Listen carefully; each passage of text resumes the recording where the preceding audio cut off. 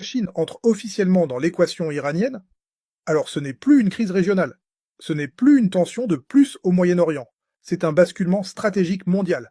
Après la Russie, voilà que la Chine avance ses pions. Et au même moment, Donald Trump appelle l'OTAN.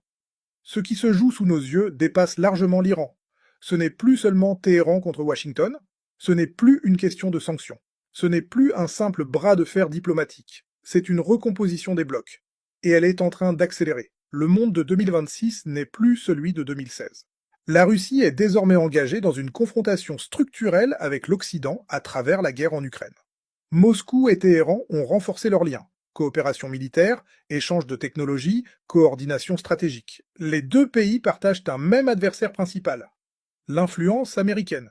Et maintenant, un troisième acteur pourrait peser beaucoup plus lourd que les deux autres réunis, la Chine. Alors pourquoi Trump appelle-t-il l'OTAN? Parce que Washington comprend que l'équation change. Ce qui inquiète réellement les stratèges américains, ce n'est pas seulement l'Iran. C'est la convergence progressive des puissances dites révisionnistes. Russie, Iran, Chine. Elles ne forment pas une alliance militaire formelle. Il n'y a pas de traité équivalent à celui de l'OTAN. Mais il existe un alignement d'intérêts. Limiter l'influence américaine. Contourner les sanctions. Remodeler les règles du commerce international. Rééquilibrer les rapports de force technologiques et militaires. Cette convergence n'est pas spectaculaire, elle est pragmatique. Des exercices militaires conjoints, des accords énergétiques, des transferts technologiques, des soutiens diplomatiques ciblés. Petit à petit, un bloc informel prend forme.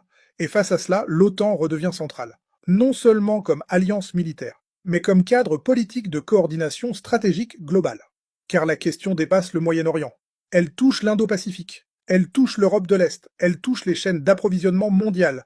Elle touche la suprématie technologique. Le dossier iranien devient alors un maillon d'une rivalité systémique plus large. Une rivalité pour définir les règles du XXIe siècle. Qui contrôle les routes commerciales? Qui fixe les standards technologiques? Quelle monnaie domine les échanges énergétiques? Quel modèle politique inspire les pays émergents? Si la Chine décide d'entrer plus clairement dans le jeu iranien, elle ne le fera pas par idéologie, elle le fera par calcul. Parce que affaiblir l'effet des sanctions américaines affaiblit l'un des principaux instruments de puissance de Washington. Parce que sécuriser des approvisionnements énergétiques à long terme renforce sa propre stabilité économique. Parce que démontrer qu'elle peut protéger ses partenaires envoie un signal fort au reste du monde. Mais Pékin avance sur une ligne étroite. Elle ne veut pas provoquer un découplage brutal avec les États-Unis. Son économie reste interdépendante. Ses exportations dépendent encore largement des marchés occidentaux. Ces entreprises sont exposées aux restrictions technologiques américaines. La Chine cherche donc un équilibre. Soutenir sans provoquer. Avancer sans déclencher. Influencer sans apparaître agressive. Pendant ce temps, Washington tente de maintenir la cohésion de ses alliances. L'appel à l'OTAN n'est pas anodin. Il vise à rappeler que les États-Unis ne sont pas isolés. Mais la vraie bataille se joue sur la durée, sur la résilience économique, sur la solidité des coalitions, sur la capacité à absorber les chocs, car si le système international bascule vers un monde multipolaire plus fragmenté, les crises régionales deviendront plus fréquentes, plus imprévisibles, plus difficiles à contenir. L'Iran pourrait alors devenir le premier grand test de cette nouvelle configuration. Un test pour la capacité américaine à imposer des sanctions efficaces. Un test pour la volonté chinoise de défendre ses intérêts stratégiques hors de sa zone immédiate. Un test pour la cohésion occidentale. Et un test pour la stabilité mondiale. La question n'est donc pas simplement la Chine va-t-elle entrer en guerre pour l'Iran? La vraie question est plus profonde. Jusqu'où Pékin est-elle prête à aller pour empêcher Washington de conserver le contrôle du jeu? Et jusqu'où Washington est-il prêt à aller pour empêcher l'émergence d'un axe stratégique alternatif?